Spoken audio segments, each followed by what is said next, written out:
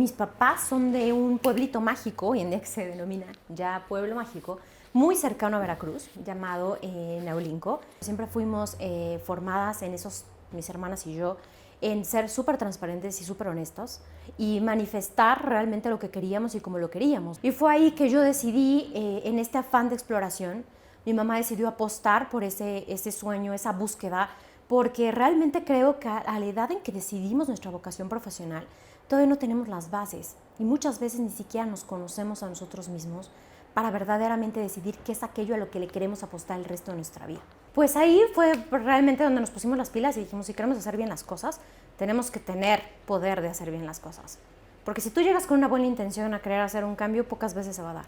Pero si llegas ya con un marco normativo, claridad de qué es lo que tienes que hacer, facilidad para que lo hagas bien y acompañamiento, el cambio se puede hacer más rápido. Hola, ¿qué tal? Muy buenos días, buenas tardes o buenas noches, depende del lugar donde nos estés viendo. Bienvenido, bienvenida a tu espacio Líderes al Descubierto, donde como ya es costumbre tenemos hoy a una gran líder. Ella es Elisa Suárez Bellido, Bellido de Bella, por supuesto. Y saben, quiero decirles que ella es una abogada muy talentosa, estudió en el ITAM. A partir de eso le encantan las cosas relacionadas con la ética, con este tema muy empresarial del compliance, pero además es una emprendedora que tiene una gran pasión por lo que ella denomina el Happy Human, una humanidad feliz, un humano feliz, humano en el sentido de hombre y mujer, por supuesto, ¿no? Ahora que está tan de moda este tema. Pero ¿qué tal si en lugar de que yo abunde en todo lo que ha logrado, entre ellos ser la Growth Manager de Éticos, nos dejamos que nos cuente ella en sus propias palabras, usando esta metodología fantástica del storytelling, de cómo ha trascendido en este camino hacia el éxito, hacia el liderazgo, que sin duda la caracteriza? Bienvenida a tu espacio, Líderes al Descubierto. Muchas gracias, Bogart. Es un placer estar aquí contigo y con todo el equipo. Un placer formar parte de Líderes al Descubierto. Realmente creo que lo que están haciendo es apasionante, poner en el foco a todos aquellos que estamos haciendo algo diferente, algo distinto y buscando hacer una diferencia en la realidad que vivimos hoy en día, que creo que no tiene que ser exactamente lo que todo el mundo nos dijo que tenía que ser. Oye, muchas gracias. Me encanta que tengas esa visión, qué generosa. Y me da mucho gusto porque justo es lo que estábamos buscando, el poner en la visibilidad a gente, mira, yo digo gente común, aunque no corriente, ¿no? Que está haciendo cosas por diferenciarse, pero además que tienen una combinación entre las ciencias, los estudios y las prácticas de pronto serias y con procesos muy establecidos, a temas que yo llamo del área del despertar humano, donde ya no solo nos dejamos llevar por áreas como la salud, el deporte, sino donde ya también lo mental y espiritual se vuelven parte de un correcto balance en el andar por esta tierra. Y por eso me gusta mucho la combinación que tú tienes con partiendo del estudio del derecho, pero además después ya nos contarás, pero recuerdo, has estado también muy metida en la economía conductual, ¿no? O el behavioral economics, que se le llama en inglés, y que empieza a tener un estudio muy especializado de cosas que quizá ya pasaban, pero de las que nos hemos ido haciendo cada vez más conscientes. Así que, ¿por qué no arrancamos? Claro, con y nos gusto. Cuentas de esa Eli niña creciendo en Veracruz, si mal no recuerdo. Sí, por exacto. favor. Muchas gracias. Bueno, pues realmente ha sido una trayectoria distinta. No me atrevería a decir especial, porque creo que todo el mundo tiene su despertar, su caminar, y conforme vas evolucionando, vas descubriendo hitos que van forjando tu personalidad. Yo nací en Jalapa, Veracruz, una ciudad que realmente era un centro de cultura, un centro de hasta climáticamente particular, porque teníamos nuestros famosos chipi chipi, que es esta lluvia súper ligera, y que lamentablemente conforme han pasado los años pues se ha ido perdiendo por el famoso calentamiento global. Y bueno, yo nací ahí, realmente mis papás son de un pueblito mágico, hoy en día que se denomina ya pueblo mágico, muy cercano a Veracruz, llamado Naulinco. Y de ahí, bueno, pues realmente toda mi familia se dedicaba a la ganadería, a la comercialización.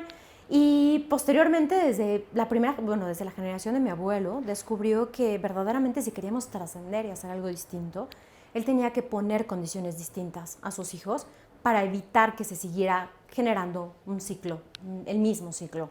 Porque al final, como decía Ortega y Gasset, el hombre es sus circunstancias. Y si tú sigues perpetuando este ciclo y no tomando decisiones distintas, pues es muy complicado que genere resultados distintos. A raíz de eso fue que mi abuelo decidió esforzarse aún más de lo que ya lo hacía. Migraron a Jalapa y ahí en Jalapa empezó a apostar muchísimo por la educación de mi mamá y sus hermanos. De ahí, bueno, mi mamá se fue a estudiar a la UTL en Puebla, mi papá también se vino a la Ciudad de México a estudiar ingeniería, porque ambos se conocieron justo en este pueblito. ¿Los dos son ingenieros? No, mi mamá es contadora pública. Ah, mira. Entonces seguían con su relación y después decidieron pues ya dar un paso más allá, formalizar la relación y empezaron a vivir aquí en la Ciudad de México, ambos con sus respectivos roles y sus respectivos papeles. Y aquí lo interesante fue que después de un tiempo decidieron emprender. ¿Por qué? Porque se dieron cuenta que cuando estás en un ciclo, de alguna manera denominarlo comodidad, de que tienes ciertos límites, ciertas responsabilidades y es un poco difícil en algunos momentos trascender. Claro. Ahí decidieron empezar el emprendimiento y creo que esta palabra emprendimiento ha sido muy particular porque ha trascendido a toda mi familia. Realmente siempre nos han enseñado a buscar qué es lo que sí puedes hacer, cómo lo puedes hacer diferente y cómo hacer que sí sucedan las cosas. Pues no cabe duda que está impreso desde pequeña el tema del emprendimiento, que adelante nos contarás cómo se ha venido desarrollando. Pero, y cuéntame, ¿qué recuerdas o cuáles son los valores que te ha impreso tu papá y luego tu mamá, en el orden que tú quieras sin duda, que hacen que Lisa sea lo que es hoy? Bueno, y creo que es una muy buena pregunta, porque al final nos vamos distinguiendo y caracterizando mucho por nuestras personalidades, pero había como puntos en común que eran como no deal breakers para mis papás. Y era el tema de que tienes que ser perseverante, disciplinado, súper transparente y honesto. Creo que al final de cuentas muchos problemas se pueden evitar si somos frontales y decimos las cosas que nos molestan cuando nos molestan, en vez de hacernos especulaciones y conjeturas en la cabeza que muchas veces terminan complicando las relaciones mucho más de lo que inicialmente pudo haber sido. Y en ese sentido, bueno, pues siempre fuimos formadas en esos, mis hermanas y yo, en ser súper transparentes y súper honestos y manifestar realmente lo que queríamos y cómo lo queríamos, porque realmente creo que somos muy afortunados, hemos vivido en muy pocos años una gran evolución en la manera en que la sociedad se ha ido desempeñando de cara a las mujeres. Claro. Todavía cuando yo era pequeña había muchas cosas que algunas mujeres no tenían muy permitido hacer. Incluso yo fui a una escuela católica de puras mujeres en donde se esperaba que tú cumplieras cierto rol, fueras una madre de familia, que tuvieras una gran educación a tus hijos. Incluso mi primera elección, dado que la escuela nos formaba, era estudiar administración del hogar. Era una carrera que en su momento el SDAI brindaba, que tengo entendido que sigue existiendo. Una carrera súper completa, pero con una visión muy particular que no necesariamente se alineaba a la mía. Y en este valor de honestidad y de transparencia fue que empecé a preguntarme muchísimas cosas, a dejar de concluir lo que se esperaba de mí o lo que se quería esperar de mí y empezar a ver qué es lo que verdaderamente a mí me gustaba y a qué me quería dedicar mi tiempo, mi energía, mi vida. ¿Pero sentías que tus papás esperaban eso de ti o era la formación escolar? Mucho la formación escolar y fue en ese sentido que, porque empiezas a mediados de preparatoria a decidir cuál va a ser tu carrera vocacional. Y fue ahí que yo decidí, en este afán de exploración, mi mamá decidió apostar por ese sueño, esa búsqueda, porque realmente creo que a la edad en que decidimos nuestra vocación profesional, todavía no tenemos las bases y muchas veces ni siquiera nos conocemos a nosotros mismos para verdaderamente decidir qué es aquello a lo que le queremos apostar el resto de nuestra vida. Yo creo que ese es un gran, pues sí diría una gran deuda de nuestro sistema educativo, en el que en este país casi que te hacen decidir en una edad en la que ni siquiera has explorado la existencia de distintas ciencias y disciplinas. Pero eso sí, muy pronto se te dice, oye, ¿qué quieres ser cuando seas grande, no? Y entonces agarras el role model del tío que más dinero tiene, el vecino, el tal, sin verdaderamente evaluar cuáles son las características que tú como ser humano presentas y que pueden encajar con algunas de estas disciplinas. Y vaya cosa interesante ya de cómo muestras liderazgo en esa época para decidir lo que decidirías si no sigues contando. Claro, y fíjate que realmente las decisiones que tomamos en esa época, mencionaste algo súper importante, que es ver nuestro entorno y nuestro contexto, de a quién le está yendo bien. Pero creo que algo que muchas veces nos ha entorpecido el desarrollo es ver y pensar que lo que le funciona a alguien más nos va a funcionar a nosotros. Y creo que la clave del verdadero éxito es tener esta pasión y esta autenticidad que te lleva a crear las cosas solo como tú lo sabes hacer.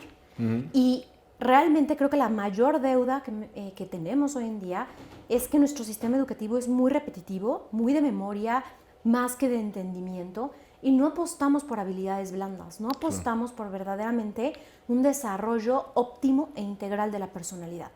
Porque muchas veces esa personalidad es la que te va a ayudar a tener muchísimo más éxito en lo que sea que elijas hacer. Es como iniciar entre el primer lugar o en el último lugar en una carrera.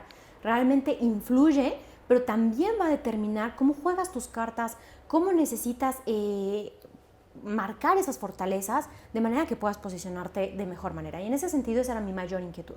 Yo no tenía claro qué es lo que quería hacer y no quería irme por la típica decisión de lo que el colegio esperaba de mí, mis papás esperaban de mí, mis amigas esperaban de mí, porque al final creo que está increíble que la gente opine, pero creo que la decisión tiene que ser súper propia, sobre todo si vas de alguna manera a hipotecar tu futuro con la elección de profesión que vas a marcar. Claro. Entonces decidí, platicando con mis papás siempre han apoyado mucho nuestros sueños, y fue así que me fui a Alemania. Fíjate. Con muy poco conocimiento de alemán, con muchas ganas, mucha voluntad y muchos sueños y también mucho deseo de hacer que sucediera bien. Me fui a estudiar a Alemania, a conocer una nueva manera de pensar, de ver las cosas, un poco lo opuesto a México, porque Claro. en Alemania se apuesta mucho por el desarrollo de tu talento, por premiar esas facultades, por premiar ese hambre de querer hacer las cosas distintas, conocer otra sociedad, Claro. otras personas, otras maneras de pensar, realmente influyó en lo que yo iba a decidir. Los procesos y los tiempos, ¿no? Los procesos y los tiempos. Y fíjate que fue una decisión un poco complicada, porque si bien me fui a estudiar la preparatoria, el reto ahí era que, oye, pero pues te vas a atrasar, porque en lo que te revalida no necesariamente lo mismo, vas a perder un año. Y justo eso en algún momento recuerdo que me generó muchísima ansiedad, porque ¿sí? no estamos acostumbrados a perder. Incluso ahí entra un tema de psicología conductual. Por eso son tan famosas estas promociones y estos sales que hacen tantas marcas, porque el FOMO, esta sensación que te da de perder algo, hace que automáticamente, sin pensar, reacciones con tal de no quedarte fuera o de perder algo. Entonces muchas personas dejan de decidir lo que quieren por no perder un año más, por no perder al círculo social al que ya perteneces, por no perder la graduación con tus colegas. Y fue algo que sí me pesó en su momento, pero que consideré que en un esquema de corto plazo lo más importante era apostar por tomar esa decisión en la medida en la que a mí me iba a contribuir muchísimo más. Qué interesante cosa dices, porque fíjate que yo sí veo mucho esta tendencia de generar oportunidad, ¿no? O por el contrario, sensación de escasez, ¿no? Y yo siempre recuerdo haberle dicho a mis hijos grandes, a ver si te tardas un año más o no, que igual coinciden contigo en haberse ido a estudiar fuera y conocer otras visiones del mundo, que para mí que no tuve esas oportunidades en la misma edad que ellos, la verdad es que yo ansiaba que lo pudieran experimentar. Y a ellos les preocupaba eso, pero es que no voy a salir al mismo tiempo, y es que cuando regrese ya los amigos con los que me voy a encontrar van a ser más chicos. Y yo les decía, a ver, yo hice la escuela en el tiempo, es más, antes de lo que marcaba cronológicamente la ruta. Y cuando salí era un chamaco que nadie quería contratar o que evaluaba de manera correcta lo que yo creía que merecía y al conocimiento que tenía. Entonces, si pasan 2, 3 años más, en realidad, ¿cuál es el tiempo de tu vida para ejecutar Claro, las cosas? Y me parece más importante transmitirle a niñas, niños jóvenes y no tan jóvenes esta circunstancia de sin prisas, pero sin pausas, encontrar eso a lo que te quieres dedicar. Me encantó tu frase, aquello en lo que vas a hipotecar tu vida. Si le quitamos un poco el sentimiento de lo que una hipoteca sí, significa, o sea, ¿dónde me voy a encontrar feliz haciendo eso que me da de comer? Y que a lo mejor me permite, además, quedar en la comunidad con un papel relevante, intentando trascender y si no, por lo menos ayudar. claro, Si una prisa debería haber, creo que podría ser esa. Pero digo, repito, sin prisas, pero sin pausas, claro. ir hacia ese camino, ¿no? Oye, tu mamá, ¿qué onda? ¿Qué te, qué te enseña? ¿Qué es lo que más podrías eh, reconocer en ella que ahora te ayuda a trascender en la vida? Creo que dos enseñanzas tengo muy claras de ella. Primero es que lo más valioso que tenemos todos en la vida es el peso y el valor de nuestra palabra. De que Ok. si haces un compromiso, llueve, truene, relampague, y esa es su frase, tienes que cumplirlo. Y eso te lleva un poquito más allá de cumplir por cumplir, te lleva a pensar realmente el peso de los compromisos que a veces asumimos. Muchas Ujú. veces eh, en, en la emoción o en el enojo tomamos decisiones que muchas veces no vamos a sostener. Y es muy importante pensar y reflexionar cuando nos comprometemos si verdaderamente estamos dispuestos a hacer lo que tenga que tomar para verdaderamente cumplir aquello que estamos diciendo que vamos a hacer. Porque creo que al final, mi mamá dice que una cosa que siempre nos enseñó fue al final tú te distingues y te reconoces por el valor de tu palabra. Claro. Si la gente sabe que cada vez que dices que vas a hacer algo, lo haces, en ese momento empiezas a generar el patrimonio más valioso, que es la confianza. El prestigio. El prestigio, la confianza, esta seguridad de que vas a estar y de que vas a cumplir. Claro. Y eso es algo invaluable. Y eso es algo que siempre nos transmitió. Y segundo, el cuerpo sano, mente sana. Y de ahí fue donde entró como toda mi parte energética, porque siempre nos invitó y desde pequeñas, nuestra rutina era verdaderamente corta, era salir de la escuela, pasaban por nosotros, a veces ya nos llevaba la comida lista, íbamos al ejercicio, íbamos a idiomas, después tomábamos algún tipo de clase artística y luego hacer tarea, siempre todo en un horario como verdaderamente sano, por así decirlo, porque también cumplíamos con horarios de sueño, pero al final ella siempre buscaba estimular a la mente, porque ahí es cuando empiezas a hacerte curioso y a ver las cosas de una manera que no te enseñan en la escuela, como el aprender diferentes tipos de deporte que te ayuden a sentir, a generar estas endorfinas, que te ayuden a ser muchísimo más activo. Entonces siempre, siempre esas dos cosas me las voy a quedar, que es cuerpo sano y mente sana, haz ejercicio, inicia tu día con ejercicio, con alguna meditación, con algo que te ayude a arraigar, a afianzar y a tener claridad de lo que vas a lograr desde otro tipo de energía. Y después el peso de tu palabra es lo que verdaderamente va a trascender en la manera en que las personas quieren o van a hacer negocios contigo. Qué buena cosa. Apenas arrancamos la entrevista y ya empiezo a descubrir cosas. Aquí estamos en Líderes al Descubierto. Sí. De las cosas que ahora destacaría es de que esto que has hablado como pilares o como valores que te han transmitido tu padre, tu madre, parecía que ya te iban dirigiendo a lo que ahora estás haciendo. Sí, Que espero ya sea aquello en lo que en tus palabras quieres hipotecar tu vida. Pero fíjate, tu mamá contadora, ¿no? sí, Este término del cumplimiento, del liability, ¿no? y de pronto Sí, apareces en compliance, ¿no?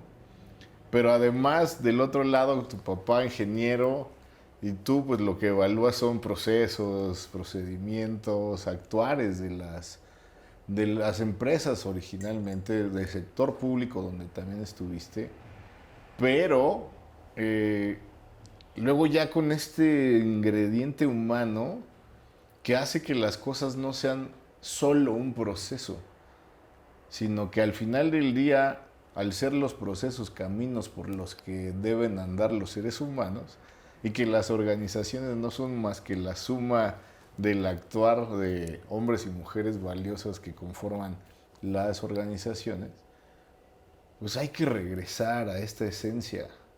Yo siempre peleo mucho por distinguir a la persona atrás del puesto, ¿no? Hubo, creo que épocas, creo que estamos avanzando también en eso, pero no sé si notabas que de pronto la gente se presentaba como soy el CEO de no sé qué, o el gerente de aquello. Pero ¿tú quién eres? ¿Por qué se te olvidó que eres Bogan Montiel o Elisa, ¿no? claro. O sea, volver a poner en el centro al ser humano. Y esto, bueno, pues ahora ya UX y todas estas prácticas te recuerdan eso. Y me parece que todo va sumando hacia esa posibilidad. Además de que no te lo había dicho nunca, pero siempre me has parecido una persona mística y ahora entiendo muchas de las razones. Esta circunstancia de que tu mamá, en tus palabras, dijeran, ustedes se abrieran de mente, eso lo logran los idiomas, te abren nuevos mundos al poder leer en otras lenguas que probablemente en distintos momentos están hablando de cosas diferentes a lo que aquí ocurre, pero además la música, pero además el deporte, eso de mente sana en cuerpo sano, que bueno, lo dijeran los griegos, ¿no? Sí, La verdad es que hasta que uno no lo experimenta, no se da cuenta de qué tan cierto es. Y hasta recientemente que se habla de todas las sustancias que genera el movimiento, es claro. que uno empieza a ser más consciente de cómo eso puede ayudar. Y yo creo que tú tienes todo eso sumado hacia esta carrera de liderazgo. Pero bueno, no quería avanzar más en haberte descubierto porque luego se me olvida. Pero, ¿por qué no continuamos? Claro. Entonces, regresas de Alemania, nuevamente te Regreso. insertas, tienes Regreso que del... revalidar. ¿Qué pasó ahí? Pues fue todo un tema, sí tuve que revalidar varias cosas. El sistema mexicano todo en ese momento era demasiado cerrado y si no se llamaba la literalidad como ellos querían que se llamara y tuviera exactamente el mismo temario que tenía aquí, pues te lo revalidaban al 20, al 30. Al final, para no hacer la historia larga a nuestros queridos lectores y audiencia, tuve que volver a cursar el año. Realmente no había mayor tema. De los 2 años que me fui, uno me lo validaron, el otro tuve que recursarlo sin mayor problema. Al final yo creo que todo Claro. suma. Y regresé y fue que decidí entrar a aplicar a diferentes universidades para estudiar Derecho. Ok. ¿Y por qué derecho? ¿Por qué derecho? Fíjate que, si bien había trabajado mucho en mí, había conocido diferentes perspectivas, hubo algo que me marcó y la verdad me siento muy afortunada porque en Alemania fui recibida con los brazos abiertos, contrario a lo que muchas veces se piensa de los alemanes, que son una sociedad muy cerrada, una sociedad muy fría. Tuve la suerte de incluso decir que tengo una segunda familia alemana. Hoy en día seguimos en contacto, pasamos vacaciones juntos, donde realmente ellos influyeron mucho, no en mi decisión, pero también en una parte significativa de mi formación. Mi papá alemán, Gunther, él ha sido un apasionado del desarrollo de las personas. Desarrollo de las personas más allá de lo técnico, de sus habilidades y sus emociones. Y él tenía un estilo de liderazgo como consejero de personas para desarrollo de profesión, mucho de identificar para aquello para lo que eres bueno, aquello que te apasiona, aquello que te va a llevar a hacer una trascendencia sin que siquiera tú te des cuenta. Porque eso es lo mágico de autoconocerte. Saber cuáles son esas habilidades que te ayudan a hacer un cambio sin que siquiera tú lo notes. Y ahí fue cuando empecé a trabajar mucho este tema de ayudar a la gente. Y de ahí fue que surgió mi amor por el derecho, porque creo que independientemente de a lo que te quieras dedicar, en cualquier empresa, un abogado nunca va a estar de más. Ese fue el primer criterio. En cualquier lugar me quiera desempeñar, donde me quiera desempeñar, si mañana me canso de este área, me quiero ir a otra área, siempre va a hacer falta un abogado. Y siempre mi puerta de entrada va a ser el derecho. Y después de eso, la inteligencia argumentativa que te da también esa carrera. Claro. El cómo puedes analizar problemas hasta hacer zoom y zoom y zoom hasta verdaderamente llegar a la causa raíz de los hechos y en algún momento tener la habilidad de promover cambios o mejoras que verdaderamente trasciendan a ayudar a muchísimas personas, fue de las cosas que me motivó a estudiar Derecho. Y así inicié, elegí el ITAM por distintas razones. Tuve la opción de poder entrar a otras universidades, pero el ITAM me encantó su formación multidisciplinaria. Creo que es un gran valor agregado que tenemos los itamitas, que no nada más estudias Derecho por estudiar Derecho, claro, sino que el Derecho existe en un conjunto de disciplinas y en una sociedad. Y esta formación que te dan de ideas, que es entendimiento filosófico, de dónde parten todas estas grandes ideas que van forjando a la sociedad, problemas, sociológicamente cómo estamos, y qué es eso que nos duele, y que si no mejoramos, pues vamos a seguirnos tropezando con la misma piedra. Economía.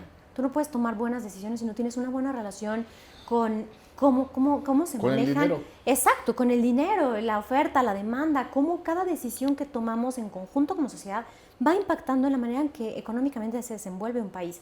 Contabilidad, que amarren las cosas. No puede, y son bases que te ayudan a tener una personalidad y también habilidades y saberes que te van a dar muy buen trampolín hacia la vida. Sí, parece un gran batido de conocimientos duros para prepararte en la vida profesional, ¿no? Sí. De pronto conoces al dentista, o al arquitecto, al economista, es decir, cualquier carrera que no tiene esta complementariedad y que saliendo de la universidad dice, ¿y ahora qué? Parecería que hay dos caminos. Emprendo. Sí, pero no sé hacer un presupuesto.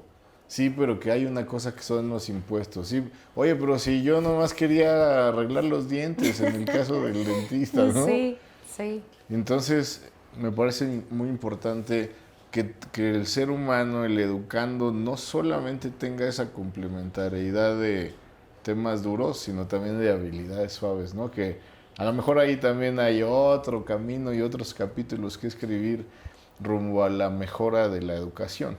Pero bueno, sigamos. Sí, realmente creo que ahí hay una gran deuda, pero creo que en nuestro día a día tenemos esa posibilidad y creo que tú lo haces muy bien, de cómo marcar y hablar con las personas más allá de un rol por esas habilidades. Tú quién eres como persona. Y ahí me ha tocado diversas dinámicas donde la gente verdaderamente se queda callado. O sea, ¿tú qué eres? Dime 3 cosas que te gusta hacer. Y muy poca gente te las puede contestar rápido. Sí. Porque nos han programado tanto a decir qué es lo que sí sabemos hacer en nuestro ámbito profesional, que muchas veces nos descuidamos como personas. ¿Qué es eso que a mí me apasiona? ¿Qué es eso que a mí me hace levantarme motivado todos los días? Y creo que ahí es donde nosotros tenemos que empezar a marcar esa diferencia desde nuestras respectivas trincheras. Pero bueno, terminé el ITAM y todavía durante la carrera tuve la oportunidad de incorporarme al Poder Judicial de la Federación. Y pues muchas veces en sexto, séptimo semestre en la carrera, como que muchos empiezan a tomar trabajos, proyectos, y decidí entrar al mundo laboral. Y bueno, pues fue mi primera introducción a un trabajo formal. No fue mi primer trabajo fue de 3 meses en el Intercontinental Presidente, ahí en Polanco, donde aprendí muchísimo. Fue justo por los idiomas. Mis papás nos daban como cierto presupuesto, pero si tú no querías una computadora normal, querías la Mac, que en ese momento era súper colorida, bueno, pues tenías que ver cómo tú generabas ingreso para poder dar ese brinco adicional. Y decidí tomar un proyecto en el Intercontinental Presidente por mis idiomas, les encantó, estuve un rato trabajando ahí. Y bueno, ahí aprendí muchísimo temas de vinculación, cómo gestionar el estrés, el enojo, porque muchas veces la gente llega a los hoteles ya súper estresado, súper molesto, no les dieron la habitación que querían, la reservación Claro. no la optimizaron. Entonces empiezas a manejar mucha frustración. Y creo que eso es algo que me marcó y me forjó muchísimo. Entré al Poder Judicial y ahí en el Poder Judicial fue mi primera introducción al compliance. Porque veía que muchas veces los magistrados están obligados a rendir cuentas, Sí. sacar sus asuntos, sus estudios, y había muchos temas de fulanita no se lleva con sustanita y tienen como hay una tensión, no hizo bien los antecedentes, entonces ella tuvo que llevarse el trabajo a la casa, la persona ya se desveló y no lo hizo a tiempo, entonces ya no sacó la cuenta completa. Y había muchos temas de clima laboral y muchas veces llegaban con el magistrado con el que yo trabajaba, que era el magistrado presidente, y él tenía que ver el clima organizacional de todo el tribunal. Y no había una persona enfocada a eso. Entonces, en algún momento me compartió y me dijo, no sabes la cantidad de desgaste que a mí me da, adicional a revisar todos los asuntos, a tener que sesionar, el ver temas de gente, porque al final son cosas que realmente se arreglan escuchando a la gente. Y le dije, ¿por qué no me das a mí esa función? Okay. Creo que yo lo puedo hacer y puedo ser tu especie de gestora de clima organizacional en el Poder Judicial. Bueno, no es tu tribunal al menos. Recuerdo que me vio con cara de incredulidad y me dijo, ¿pero tú cómo vas a saber de eso? Y le dije, bueno, no estoy certificada en eso, pero creo que lo que tú dijiste, lo que marca la diferencia es escuchar a la gente, escuchar posturas, tratar de generar una conciliación. No creo que sea nada del otro mundo. Estoy estudiando Derecho y eso nos enseñan a hacer en el Derecho, las bases las tengo. Y me dijo, ¿qué? Entonces empecé a llevar esa labor adicional, evidentemente no remunerada, pero que me estaba acercando a lo que yo quería hacer. Y así fue mi primer esfuerzo de cercanía al compliance. ¿Y por qué digo que el compliance? Muchas veces entienden el compliance como cumplimiento de normas, a ver a qué estoy obligado, qué es lo que tengo que hacer, pero yo estoy firmemente convencida de que el compliance más allá de la norma es encontrar y entender a las personas para generar aliados que te ayuden a cuidar tu negocio. Ok. Y la verdadera Fíjate que ahí protección. te detendría un poco. Sí, claro. Porque la palabra compliance, primero pues viene del inglés. Sí. Segundo, está recientemente apareciendo, digamos, por todos lados. Pero la gente de a pie, o la mayoría, pues no sabe ni qué es. Ahora lo dijiste de una manera más amplia de lo que teóricamente puedes encontrar. ¿O por qué no te detienes, te das un tiempo para explicar un poco más, como se lo dirías, pues, a un joven, ¿no? Que pudiera quedar flechado con este concepto y se pudiera unir a las filas de esta gran práctica. Claro, al final yo describo a compliance como uno, entendimiento de tu contexto, cuáles son todos esos riesgos que vas a enfrentar y cómo decididamente vas a enfrentarlos alineado a lo que quieres lograr en el largo plazo. En lo personal y en lo organizacional. En lo personal y en lo profesional, porque al final nuestra vida también tiene un compliance. Todo el tiempo nos llegan decisiones. Oye, ¿quieres hacer esto? Tú decides sí o no. Pero de ese sí o no va a depender 100% de tu meta final. ¿Cuál es esa meta o ese propósito que estás persiguiendo Si como hago vida? A, hago B, Si yo va a pasar... Exacto. Si yo quiero ir a A, quiero ir a B, tengo que tener claro. Y eso creo que es un problema y una gran deuda que tenemos, que muchas veces no tenemos claro qué es lo que queremos lograr. Cuando no tenemos claro qué es lo que queremos lograr, cualquier decisión es buena, porque no buscamos llegar a ningún lugar. Pero cuando tenemos claro qué es lo que queremos llegar, y creo que es la primera raíz del compliance, qué quiero ser y cómo me quiero reconocer. Si ya tengo claro cómo quiero ser visto, cómo quiero ser reconocido, cuál es la imagen que quiero construir, a partir de ahí cascadeo todas las decisiones y acciones que yo voy a desempeñar. ¿Esto me lleva más cerca o me acerca a la meta que quiero buscar? No. Entonces no sumo, no pierdo tiempo, se descarta. Y así vas haciendo compliance, con base en estos valores, en estos principios, en el cumplimiento a la norma, el apetito al riesgo que quieres tomar. Fíjate que me hiciste recordar el libro de The One Thing. Ah, ya, es muy bueno. Seguro ya lo muy leíste, bueno.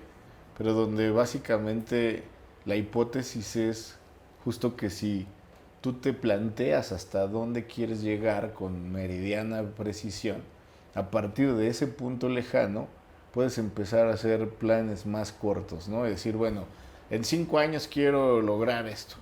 Pues, ¿qué tengo que hacer en el año 4, en el 3, en el 2? Y luego decir, en el año 1, ¿qué voy a hacer en diciembre? ¿Qué en noviembre? Suponiendo que arrancara en enero. Pero hacerlo hasta la expresión más mínima que te permita de vez en vez en tu actuar, no quiero decir cada segundo, pero sí probablemente cada hora o en la toma de decisiones importantes, sí decir, a ver, para llegar allá en 5 años tenía que haber caminado 50 pasos, suponiendo que fuera una distancia. ¿Cuántos llevo? Oye, es que me di la vuelta, me quedé parado. Oye, pues no estás en el camino, ¿no? Entonces es interesantísimo ver cómo coincide y dónde el compliance también te va a ayudar en ese sentido, porque de pronto como que los seres humanos somos muy tendientes a ver la parte fuerte, negativa o de castigo de las cosas y relacionas más el compliance como, métele una denuncia por compliance porque se salió de la ruta. Quizás nos hables más de eso, que también es parte del compliance, pero qué bueno verlo ahora desde el camino positivo y desde cómo puede contribuir al alcance de tus objetivos. 100%, porque creo que al final si compliance solo fueran las normas y las leyes, ya están, no necesitamos más. Al final la norma ya te dice que tienes que manejar en determinado carril, respetar el semáforo, no necesitas algo más. Realmente la norma ya está ahí, las reglas están ahí. Compliance, como yo lo veo y como yo lo he transmitido a mis clientes, a todas las organizaciones con las que trabajamos, es verdaderamente la clave de que las personas hagan o no hagan lo que se espera de ellos, radiquen en el entendimiento de cuál es el impacto de hacer o no hacer algo. ¿Cuál es el impacto de pasarme el alto? ¿Cuál es el impacto para mi vida, para la de mi círculo cercano, para la de la sociedad? El que yo decida acelerar cuando se está poniendo la luz amarilla. Cuando tú dimensionas, no en lo que le va a suceder al CEO, sino a ti, como Elisa Suárez, como individuo de una organización, ¿cuál es el impacto para ti, para tu círculo cercano y para tu futuro? El tomar decisión A o tomar decisión B, ahí es cuando invitas a la reflexión. Porque la gente muchas veces no tiene clara la cercanía de ciertos impactos hasta que tú se lo aterrizas. Y ahí partimos de muchos errores, que es suponer que la gente sabe lo que sabe porque yo lo sé. ¡Wow! Y eso es, creo que uno de los más grandes errores del compliance, que es, no, pero eso es obvio. Y creo que en un tema que tuvimos en la función pública es, creo que el más grande error es suponer que la gente sabe algo porque yo lo sé. No, bueno, la suposición es la madre de muchos errores, ¿no? Sin duda, sin duda. Y ahí es donde compliance busca pasar de solamente una aspiración de ser bueno o de hacer las cosas bien, a verdaderamente inyectar un ADN de en este lugar hacemos las cosas de esta manera, porque todos estamos convencidos de que ganamos por decidir de esta manera. Que al final va a ser parte de los pilares de la cultura organizacional, ¿no? 100%. Y que parecería extraño, a lo mejor varios de ustedes estén diciendo, ¿y qué no debería de ser así? Pero lo cierto es que en esa carrera por pasar de ser una micro a una pequeña, una mediana, a una gran empresa, a veces el ingrediente económico y de resultados financieros se come esa parte. Y lamentablemente cuando se crece sin ese ingrediente, pues pueden ocurrir cosas catastróficas como la desaparición de la empresa, ¿no? 100%, o la reputación. O la reputación. Porque al final, como platicábamos hace ratito, la reputación es la que va a hacer y le va a dar la garantía a otras empresas de querer hacer negocios contigo. Porque hoy en día creo que el activo más intangible, más valioso que tenemos es la reputación.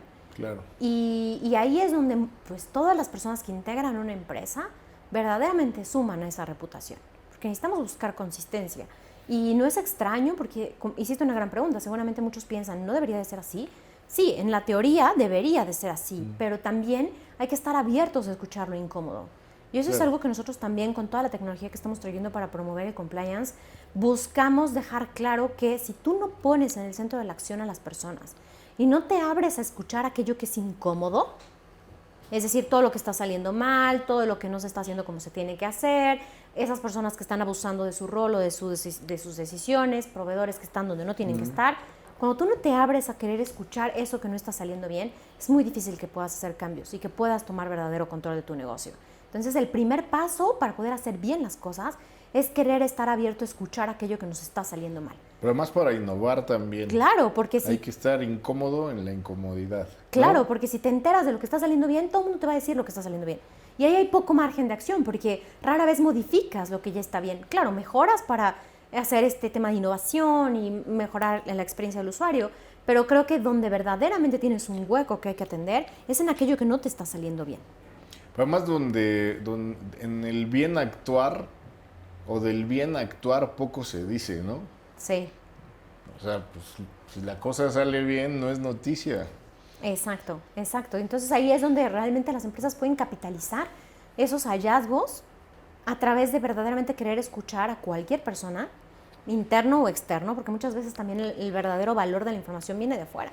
Oye, decías, eso ocurre, o tu primer encuentro con esa práctica que a lo mejor ni sabías cómo se llamaba, Así, ¿no? con todas estas disciplinas y metodologías que inciden, porque llevar a cabo esta labor que el magistrado te concede, pues la verdad es que habla de administración del cambio, habla de la creación y el mantenimiento de una cultura, modificar la cultura solo por haber dado ese nuevo ingrediente, además a un área en la que pues, de verdad es tanto el trabajo judicial que pedirle a un juez que haga eso es como agregarle muchísimas horas a su trabajo, Claro. pero que sin duda, o sea, los líderes de hoy, yo siempre digo que son como malabaristas. Hoy ya no solo tienes que saber de la materia propia de tu puesto, sino que además tienes que saber de negociación, de liderazgo, un poco de derechos si tu materia no es esa, de finanzas, de inteligencia emocional. Y entonces cada una es una bola que si no aprendes a malabarear, pues difícilmente vas a verte como un líder y es al contrario, muy fácil que caigas solo a la imagen de un jefe, ¿no? Pero bueno, para eso está el trabajo en equipo, para eso está la delegación y sin duda hoy pensar en que el trabajo de una sola persona aún sea el mejor líder es suficiente, ya es un error, ¿no? Claro. Y en esas vas, te metes a este rollo y cómo es que sigues hasta llegar pues, a éticos, ¿no? Donde ya creo que conjugas mucho de lo que has venido aprendiendo y cuéntanos también en el momento adecuado de Happy Human. Claro, creo que al final todo se ha ido entrelazando y es porque he tenido como claridad de qué es lo que quiero lograr, o sea, cuál es el impacto que verdaderamente busco de mi vida en la vida de los demás. Y bueno, estuve en el Poder Judicial y posterior a eso me di cuenta que ahí no estaba verdaderamente el desarrollo de lo que yo quería lograr. Y fue una decisión difícil porque volvemos al tema de la incomodidad. En el Poder Judicial tienes una base, tienes de alguna manera estabilidad. Sí. Y ahí era renunciar a una base, renunciar ya a un camino recorrido para volverte a aventar al mar y buscar nuevo puerto. Y sin duda fue difícil porque yo estaba cómoda, ya conocía mis roles, mis funciones, tenía una muy buena relación con todos mis compañeros, entendía ya exactamente cuál era el propósito de mi rol y de mi función y tenía claros los pasos para llegar a ser magistrada realmente. Porque es muy claro realmente el proceso allá en el Poder Judicial. Sí, el camino Judicial, la carrera judicial. carrera Era judicial. muy clara, sin embargo decidí que, bueno, hay que ser congruente, me estaba, pues no alejando del camino que yo quería, pero no me estaba acercando. Y decidí brincar y fue mi primera migración hacia otro poder, que fue la No Secretaría de tendrías Economía. esa sonrisa si ya fueras magistrada, yo creo. ¿Quién sabe? Es Yo creo tanto, que es tanto el estrés que todo mi respeto, pero a veces veo que no hay un balance entre la vida laboral y la personal en esos es una encargos, deuda ¿no? que todavía está pendiente ahí. Sí. Justo, bueno, lo ideal es que en algún momento llegue Happy Human al Poder Judicial. Sin duda creo que están haciendo ya sus pininos hacia buscar este equilibrio, pero bueno, al final de cuentas, bueno, todavía es algo, un área de oportunidad. Posteriormente migré a la Secretaría de Economía, a la Unidad de Mejora Regulatoria, que en pocas palabras, para dejarlo como súper claro, es como el checklist para saber si nos va a salir más caro el caldo que las albóndigas con cada regulación que se va a emitir. Cada Secretaría de Estado, cada ente público busca pasar cierta normativa. Pero para que esa normativa pase, tienes que hacer un análisis, una calificación para saber si trae más beneficios que costos. Si trae más costos que beneficios, no pasa. Si trae más beneficios que costos, pasa. Pero hay cabildeas con cámaras, con empresarios, con sector gubernamental. Y ahí empezó, exacto, mi habilidad de negociación. Análisis costo-beneficio, cuál es el fundamento, cuál es el cambio que se quiere hacer, cuál es el impacto. cuánto tiempo va a tomar implementarlo, verdaderamente va a haber un beneficio o no va a haber un beneficio, cómo vas a evaluar si en efecto se tuvo ese beneficio. Y tuve un equipo increíble, empecé ahí en una subdirección, terminé siendo directora del área, me tocaron temas verdaderamente apasionantes y con muchos cambios en su momento, que fue el energético, transportes, y bueno, empiezas a escuchar muchos intereses y creo que mi base fue el Poder Judicial, porque si yo no hubiese escuchado distintos puntos de vista, tal vez no habría tenido las herramientas necesarias para en este momento escuchar postura gobierno, postura cámaras, postura empresarios, ciudadanos, porque al final se abre el foro a todo el mundo. Claro. Y después la vida me presentó otra oportunidad, ya también llevábamos el área de cómo la mejora regulatoria también hace compliance. Porque si tú quieres que las empresas hagan mejor las cosas, también tú tienes que ponérselas fácil, tienes que darles incentivos, tienes que considerar que también ellos son entes económicos, ellos buscan también una utilidad. Entonces, ¿cómo consideramos beneficio para el gobierno, pero beneficio también para ti? Porque al final vivimos en un modelo económico. Claro. Y la experiencia del ciudadano. Y la experiencia del ciudadano, sentido, que es al ¿no? final el último, el que tiene que ser el principal beneficiado y a veces el último en escuchar, en ser escuchado. Por eso existe originalmente el Estado, ¿no? Exacto. Para velar. Exacto. Y eso se olvida. Se olvida, sí. Y ahí empezamos a tomar y a ganar. Fue un gran equipo el que estuvo durante el tiempo que yo formé parte de la CONAMER. Y empezamos a ganar y a marcar diferencia en que estábamos haciendo bien las cosas. En Cumbres Asia-Pacífico empezaron a reconocernos y verdaderamente están tomándose en serio el análisis, reconocimiento. De ahí me trascendí, me invitaron a pasar a formar parte de la Secretaría de la Función Pública, pero ya en una perspectiva muchísimo más interesante, que es la vinculación internacional, gobierno-sociedad. Y fue algo apasionante porque ahí empiezas a escuchar, bueno, ¿qué te duele? ¿Cómo te puedo ayudar? ¿A cómo puedo darte recursos para que esto que te molesta cuando estás haciendo un trámite, cuando estás buscando un servicio, pues te deje de doler tanto? Porque al final de cuentas obstruye la obtención de tus derechos. Si te lo pongo tan difícil, muy poca gente va a llegar a la meta.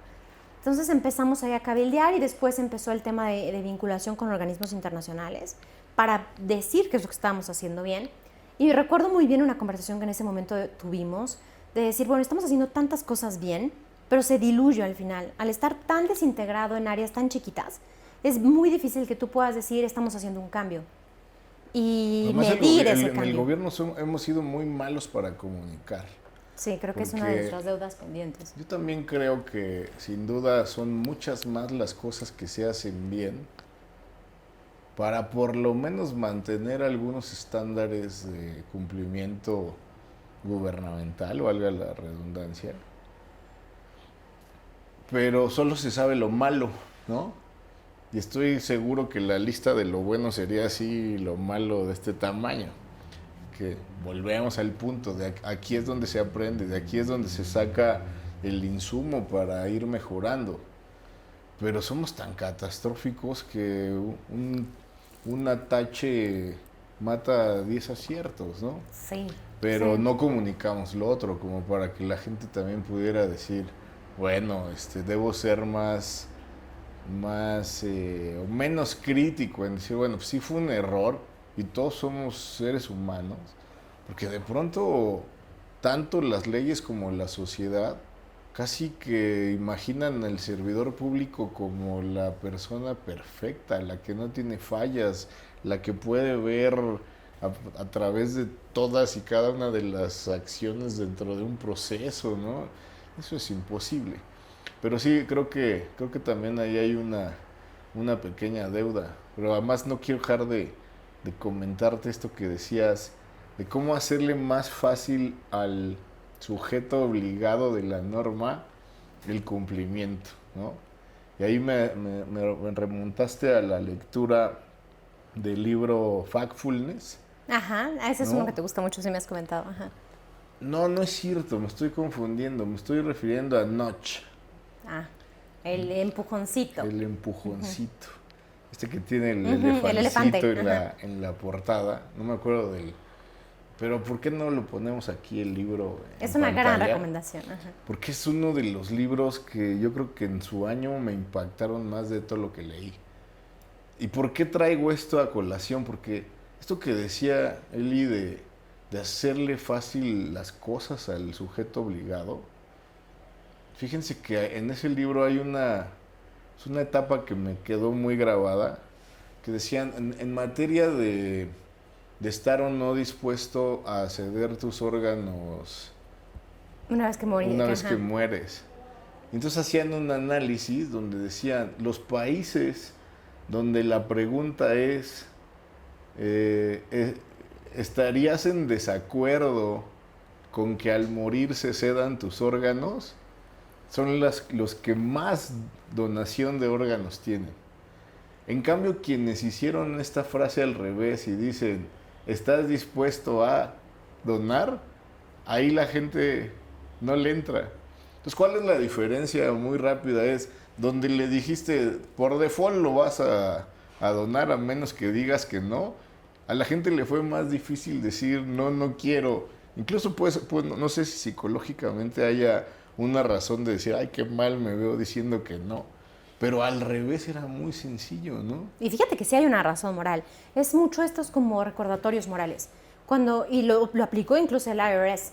Cuando al final muchas veces tenías el formulario de tus impuestos, y al final te decía, prometo que dije la verdad y únicamente la verdad y recuerdo mi valor de honestidad y de responsabilidad con las autoridades. Pues la gente ya había aventadose toda una historia de sus impuestos. Claro. Ya no lo vas a modificar cuando te lo piden hasta el final. Entonces la gente, sí, lo hice bien. Y lo mandaba. Se les ocurrió, curiosamente, cambiar ese recordatorio moral al inicio. La variación fue radical en cómo la gente dejó de mentir y de alterar sus números en sus declaraciones fiscales. Porque al final tú partes de este tema de, no, tienes razón, soy honesto, entonces bajo los lentes de la honestidad voy a contestar este formulario. Y es mucho este tema. ¿Estarías en desacuerdo de no donar tus órganos una vez muerto, que falleces? Pues el punto es, pues moralmente soy una persona solidaria, soy una buena persona. No voy a aceptar que no soy una buena persona. Entonces ahí es donde te hacen este recordatorio moral como hacia ser buena persona y te cuesta decir que no. Y muchas veces es mucho en el planteamiento, eso te lo enseña mucho la ciencia del comportamiento, cómo lo vas a plantear para apelar a la moralidad, para apelar al sentido al consumo, al ¿no? consumo también, porque muchas veces te dicen suscríbete tanto tiempo y lo aceptas. Y te dejan a ti la carga de cancelar esa contratación a los 3 meses. Claro. La gente le da tanta flojera cancelarlo que prefiere que le sigan cargando 30 pesos al mes. Y ahí está la ganancia para la compañía. Entonces, pues hay maneras, el mismo libro lo dice, nudge, es cuando tú utilizas un incentivo para hacer algo bueno. Y no recuerdo cómo se llama el sludge, creo que una cosa así, cuando lo utilizas para generar un mal incentivo. Porque al final realmente lo que tú estás buscando es generar un agravio a la persona. Que al final del día ese es el conflicto en el libro, ¿no? Quienes dicen, es malo porque no me están dejando decidir libremente, y quienes reconocen y dicen, es que los seres humanos no somos capaces de decidir acertadamente todo. Usaban por allí también esta comparación donde a Einstein se le pueden olvidar dónde dejó las llaves, ¿no? Ajá. Y a Homero Simpson podría de pronto tener una gran idea, ¿no? Sí. Entonces, sí. uno tiene esa distinta forma de reaccionar ante diversos aspectos. Pero ya nos estamos yendo un a poco otro más tema, a un tema muy interesante, por cierto. Pero ¿por qué no regresamos al camino en donde estabas? Ya función pública, ¿allí qué pasó? Pues ahí fue realmente donde nos pusimos las pilas y dijimos, si queremos hacer bien las cosas, tenemos que tener poder de hacer bien las cosas. Porque si tú llegas con una buena intención a querer hacer un cambio, pocas veces se va a dar. Pero si llegas ya con un marco normativo, claridad de qué es lo que tienes que hacer, facilidad para que lo hagas bien y acompañamiento, el cambio se puede hacer más rápido. Y así surgió la unidad de ética. Fue la primera unidad que se estableció a nivel federal para invitar a todos a hacer bien las cosas. Y empezamos primero en casa, ¿no? ¿Para invitar? ¿Perdón? ¿Para invitar? Para invitar, al inicio empezó como una invitación de tenemos una política de integridad gubernamental, vamos a sumarnos, cada vez más personas se comprometían, pero la idea era, tenemos que marcar una diferencia y empezar a hacer compliance gubernamental. De ahí dijimos, bueno, eso es una cara de la moneda, también tiene que entrar la empresa y se empezaron a desarrollar programas que realmente se regalaron a todo el mundo, de aquí está la base, adáptala, adécuala, para que verdaderamente sirva como una química sanguínea. A mí me encanta ver el compliance como una química sanguínea. Okay. Al final tú vas a que te saquen tus triglicéridos, tu colesterol, todo este tipo de análisis para que tú tomes decisiones informadas de si quieres o no quieres cambiar tus hábitos alimenticios. Claro. Lo mismo pasa con un análisis de riesgos en una empresa.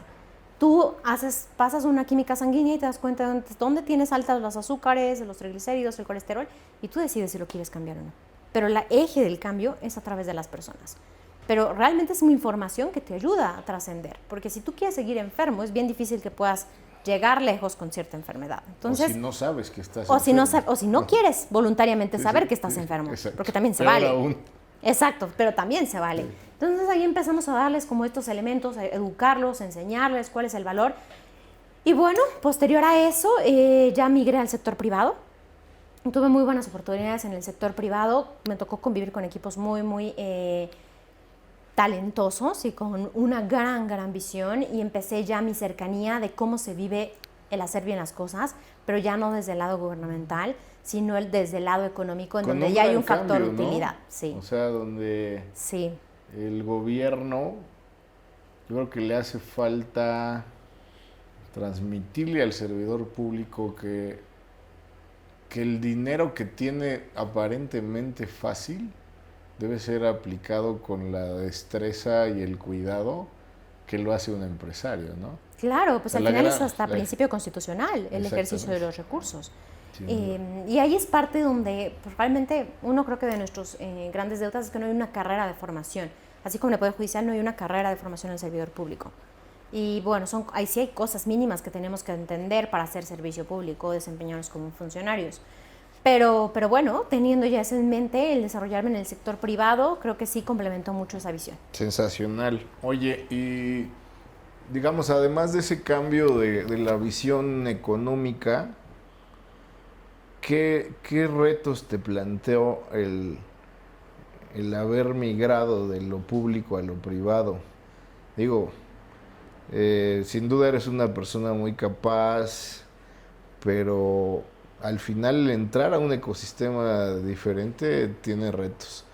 ¿Cuáles les platicarías aquí a los internautas para que vean de qué se trata? Y la otra, que ese brinco no es el más típico.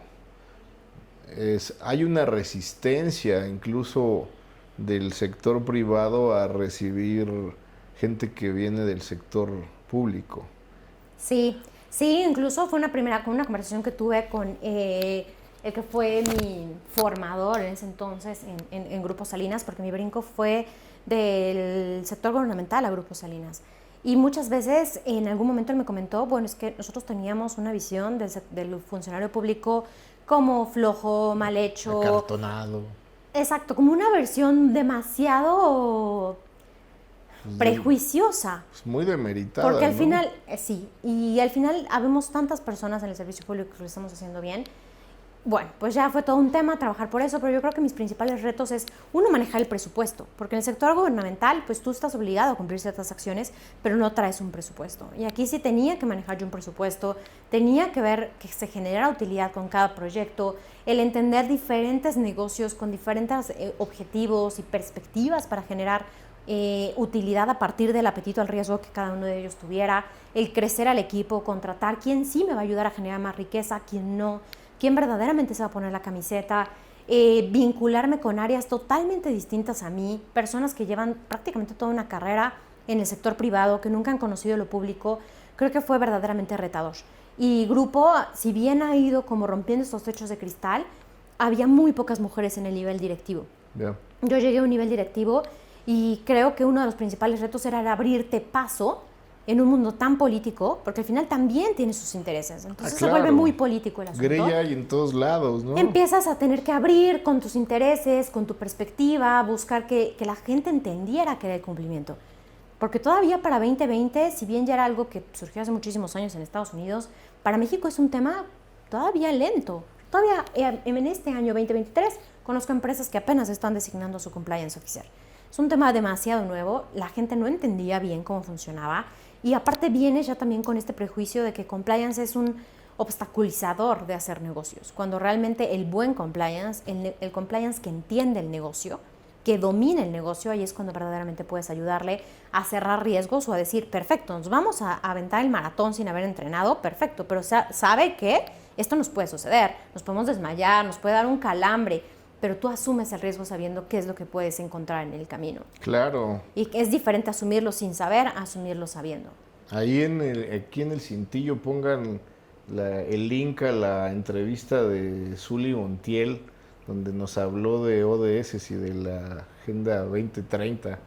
Digo, no es el tema, pero ya que lo mencionas, hay que referenciarlo para allá.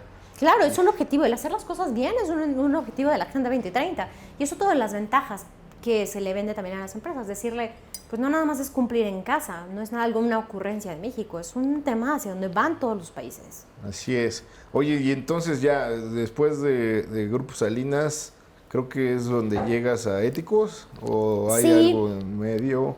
Pues en medio tuve un periodo para mí de un segundo reencuentro, porque creo que cada aniversario es una oportunidad de volverte a plantear si tus objetivos siguen siendo válidos, si los tienes que cambiar.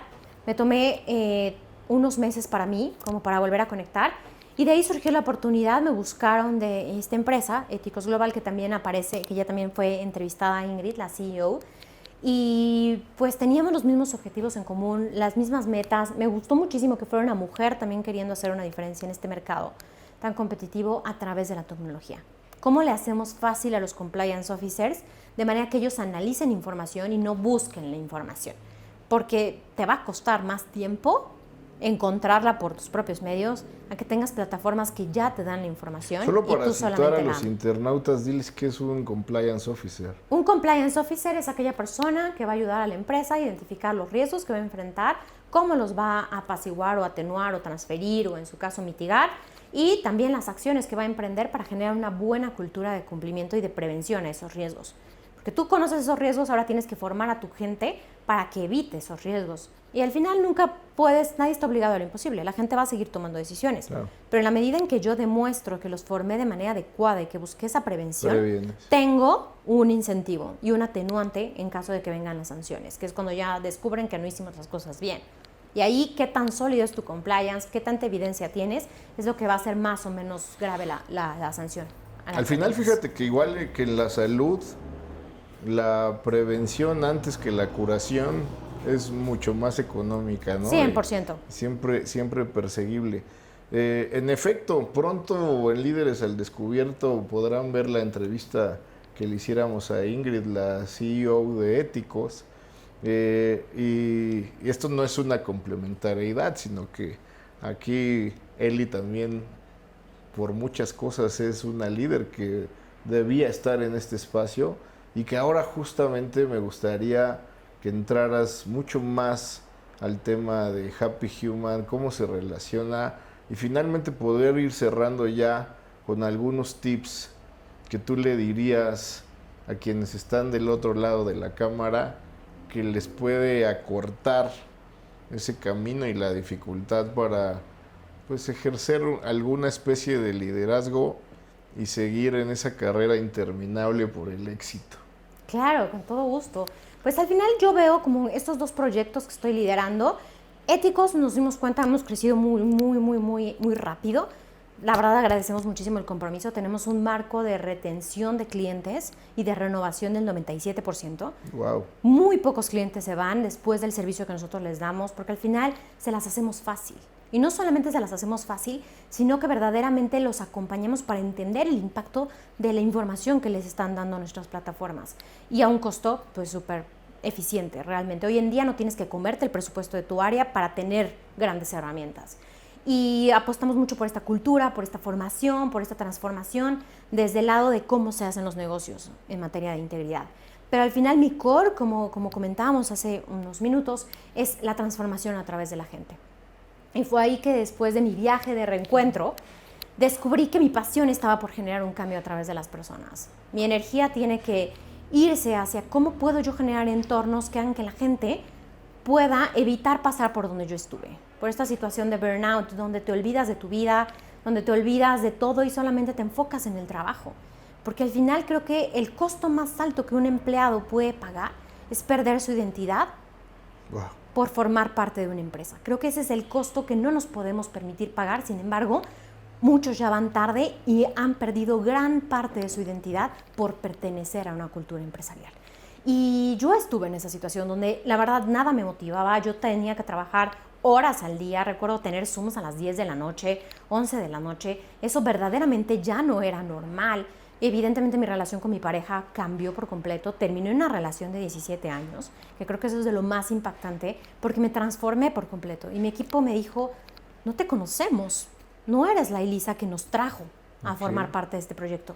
Y fue ahí que me di cuenta que estaba pagando demasiado por formar parte de algo que yo creía era haber conquistado ya la cima de una carrera profesional. ¡Wow! ¡Qué sabiduría para llegar a esa conclusión!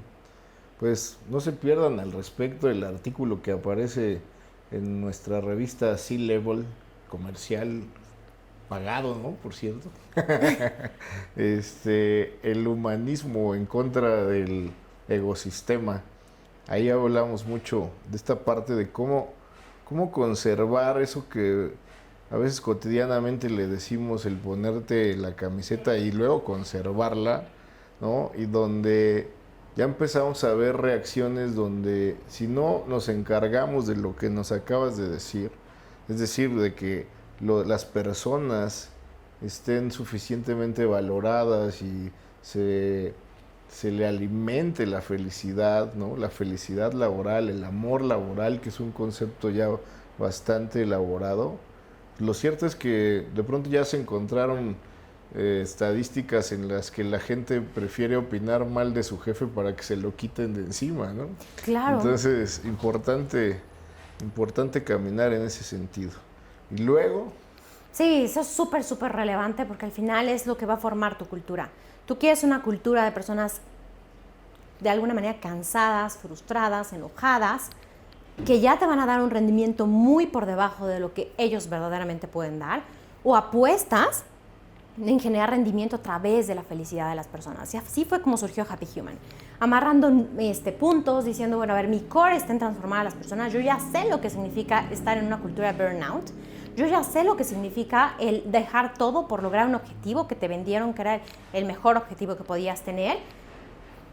Y creo que a estas alturas lo que tenemos que conquistar y reconocer es nuestra capacidad de también velar por nuestra propia felicidad.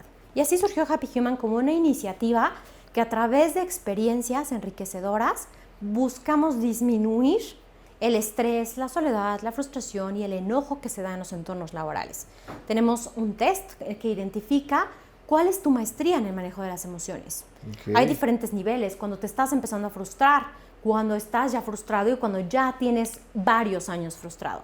Cuando ya tienes algo como permanente, sí necesitas un tratamiento muchísimo más cercano, de alguna manera, psicológico, constante. Cuando estás en la etapa amarilla, en la etapa que se está empezando a transformar en amarillo, ahí es cuando puedes no quitarle el estrés, porque sí somos muy claros en eso. El estrés nunca va a desaparecer, pero ¿qué es lo que haces cuando estás estresado? Eso sí lo podemos atender de la mano de las empresas. Okay. Pero al final de cuentas, como el compliance lo necesita todo el mundo, pero no todo el mundo lo va a elegir. Mismo caso de Happy Human. Todo el mundo necesita a la gente, pero no todo el mundo está dispuesto a darle el valor y el centro al final de lo que implica para su crecimiento y su rentabilidad en el largo plazo. Así, el dato feliz ahorita es que muchas empresas ya están empezando a decir, sí es cierto, yo quiero crecer, yo quiero llegar lejos, yo no quiero ser solamente, como decimos en México, una llamada de petate, yo quiero trascender. Y para trascender tienes que cuidar a tu capital humano, porque el costo aproximadamente por rotación de personal es de $40,000 de una sola persona, entre lo que contratas a alguien nuevo, lo habilitas, entiende, aprende, lo formas, lo capacitas, lo entiendes, puede llegar a ser hasta de $40,000 por persona. Wow. Inyectando ese tipo de actividades, identificamos esta emoción, a los que están ansiosos les damos determinadas experiencias, off-site, a los que están enojados, también otro tipo de actividades para manejar las emociones, y tenemos actividades verdaderamente novedosas, dinámicas, convivimos mucho con la naturaleza, con la creatividad, con las manualidades, con el volver a reencontrar eso que te hace feliz, como el movimiento, el baile, el canto, el manejo de la voz. Aquí hay mucho poder, pero muchas veces nos quedamos dentro y eso también genera mucha ansiedad y frustración.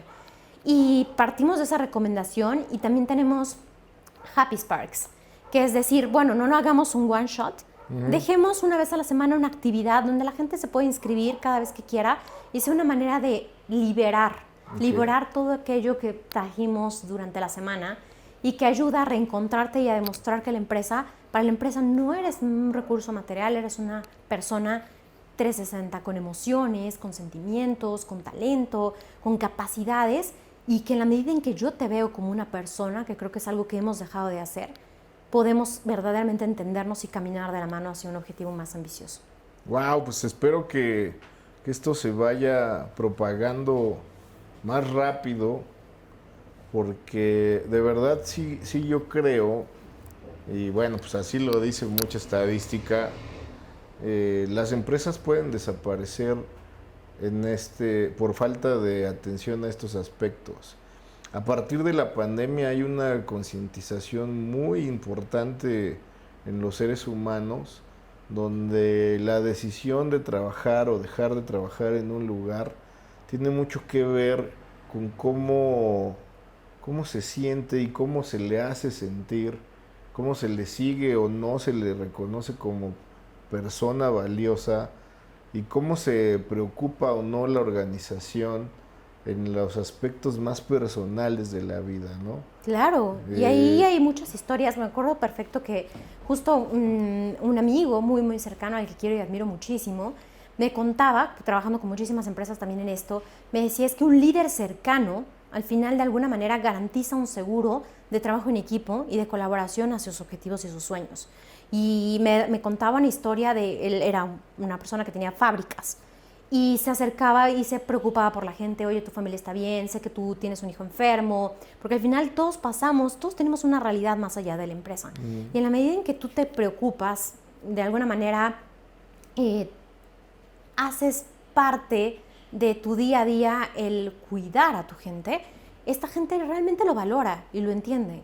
Y muchas veces la historia era que pues una vez una fábrica se estaba quemando y uno de los hijos, o sea, el papá tanto había llevado el amor a la empresa y el amor a cuidar a la empresa que lo transmitía a sus hijos. Claro. Y los mismos hijos le hablaron al papá y le dijeron una vez, había salido un hijo y le habló y le dijo, oye papá, hay humo saliendo de la fábrica. Son las 11 de la noche, es súper anormal, avísale a tu jefe que algo está sucediendo en la fábrica. Pero imagínate el nivel de que ya una generación más está preocupado por cuidar a la empresa que su papá verdaderamente ama, porque Claro. todo el tiempo habla bien de esa empresa. Entonces, no nada más tienes a tus colaboradores como primera línea de defensa, sino que sus colaboradores a tu vez te amplían la línea de defensa de manera que verdaderamente están cuidando tus intereses como empresario. Generando familia, ¿no? Generando familia, generando, pues más que familia, pues velando, porque al final somos parte de estamos en el mismo barco, todos remamos hacia el mismo objetivo, y te preocupa si yo me canso, te preocupa si yo estoy bien, como a mí me preocupa si tú estás bien. Y creo que eso es hacer negocios con humanidad, eso es hacer negocios desde una perspectiva de Happy Human.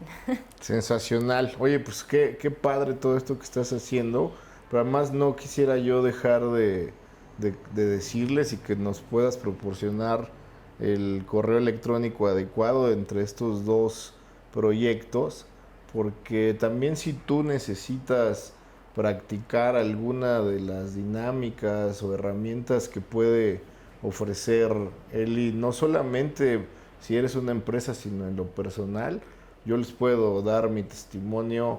Ella me ha dado barras de Access y la verdad es que la vida se ve diferente antes y después de tomarlas, así que pues también, digo, ya te eché el compromiso. No, pero con todo gusto, me encanta si es trabajar posible, también que sepan que hay esa parte muy importante. Pues ¿por qué no? Nos regalas 1, 2 o 3 tips. No a mí, piensa en la audiencia que pudiera ahorrarle pues, malos sabores, sinsabores, o también le dé aliento para seguir en ese camino del éxito. Claro, con todo gusto. Primero, el primer consejo que yo les podría transmitir desde mi experiencia y de todo lo que hemos platicado es, número 1, conózcanse. ¿Qué es lo que quiero? ¿Qué es lo que me apasiona? ¿Qué es lo que me gusta? A veces dar un paso atrás te ayuda a tener mejor impulso para conquistar lo que quieras lograr. Hagan este ejercicio de verdaderamente identificar si los objetivos que se habían planteado son sus objetivos. Y así de cruel como a veces suena, muchas veces nos compramos objetivos que no nos pertenecen. Entonces hagan este ejercicio de verdaderamente yo qué busco, qué persigo, qué es lo que yo quiero lograr y cómo puedo generar un impacto y ayudar a los demás. Eso es un ejercicio bien, bien importante. También vinculado con el segundo punto, que es hagan limpieza de todas esas creencias limitantes que muchas veces nos compramos, de nuestro círculo cercano, de es difícil tener mucho dinero, es complicado la vida, tener trabajo pues es tan feo que por eso te pagan. Todas esas son creencias limitantes que nos vamos comprando y que nos hacen tener una vista, unos lentes, bajo las cuales vemos la vida de una manera que no necesariamente es la que nosotros nos compramos o la que nos funciona. Entonces, hagan limpieza de todos estos juicios. Cada vez que identifiquen una creencia limitante, pregúntense, ¿esto es mío o de alguien más? Muchas veces el 80% de las emociones que nosotros tenemos no nos pertenecen, le pertenecen a los demás. Sin embargo, al ser seres energéticos, pues nos las vamos comprando y nos vamos poniendo esos lentes y con esa graduación vamos viendo la vida. Entonces, verdaderamente conecten si para ti lo que estás creyendo y lo que está marcando tu vida verdaderamente funciona para ti o es aplicable. Porque pues hacemos ejercicio para cuidar nuestro cuerpo, comemos sano para cuidar nuestros indicadores de salud, pero realmente nadie nos ayuda a limpiar nuestros pensamientos. Entonces es súper importante que conectemos con qué pensamientos ya nos aplican y no tenemos por qué vivir con creencias que utilizábamos o que nos funcionaban hace 10 años. Tenemos que verdaderamente ser críticos en eso. Y tercero, consideren que al final nuestra satisfacción y nuestra salud va por demás de cualquier meta u objetivo o pertenencia que buscamos tener en algunas empresas. Creo que sí tenemos que conectar con nosotros mismos, lo que nos apasiona, lo que queremos, para verdaderamente trascender y nunca dejarnos de lado, porque al final se vale, somos personas y no solo se vale, tenemos que volver a normalizar que somos personas con emociones, con situaciones, con realidades, y en la medida en que lo consideramos, verdaderamente podemos tener otro tipo de empresas, otro tipo de sociedad, otro tipo de realidad. Pues sensacional. Ella es Elisa Suárez Bellido, una líder. Bienvenida. Muchas Ahí gracias está tu por el casa, tiempo. Líderes al Descubierto. Y bueno, nos vamos con el fondo de se compran colchones, refrigeradores. No sería la Ciudad de México sin eso. Para que vean que sí estamos en la Ciudad de México. Exacto. Muchas gracias. Gracias.